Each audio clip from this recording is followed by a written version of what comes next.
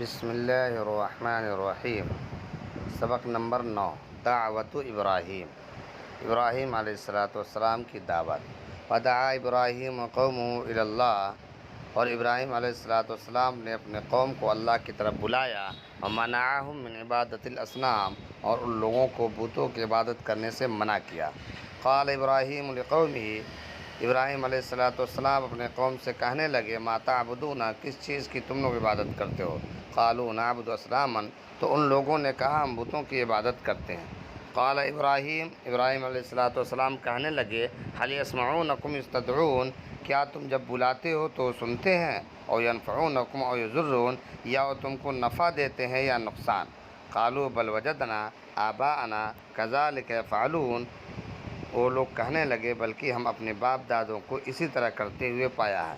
قال ابراہیم، تو ابراہیم علیہ السلام نے کہا، فأنا لا أعبد هذه الأصنام، میں ان بتوں کی عبادت نہیں کرتا ہوں، بل انا عدو لهذه الأصنام، بلکہ میں ان بتوں کا دشمن ہوں۔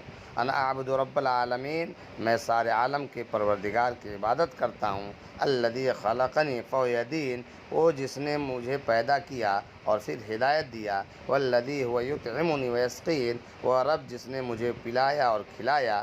وَإِذَا مَرِضْتُ فَهُوَ يَشْفِينِ، اور جب میں بیمار ہوتا ہوں تو شفا دیتا ہے۔ وَالَّذِي يُمِيتُنِي ثُمَّ يُحْيِينِ، وہ رب جس نے مجھے زندگی اور موت عطا کی۔ وَإِنَّ الْأَصْنَامَ لَا تَخْلُقُ وَلَا تَهْدِي، اور بے شک یہ بت نہ کسی کو پیدا کر سکتے ہیں اور نہ ہدایت دے سکتے ہیں۔ وَإِنَّهَا لَا تُطْعِمُ أَحَدًا وَلَا تَسْقِي، اور بے شک یہ بت نہ تو کسی کو کھانا دے سکتے ہیں اور نہ پانی دے سکتے ہیں۔ وَإِذَا مَرِضَ أَحَدٌ فَهِيَ لَا تَشْفِي، اور جب کوئی بیمار پڑتا ہے تو اس کو شفا بھی نہیں دے سکتے۔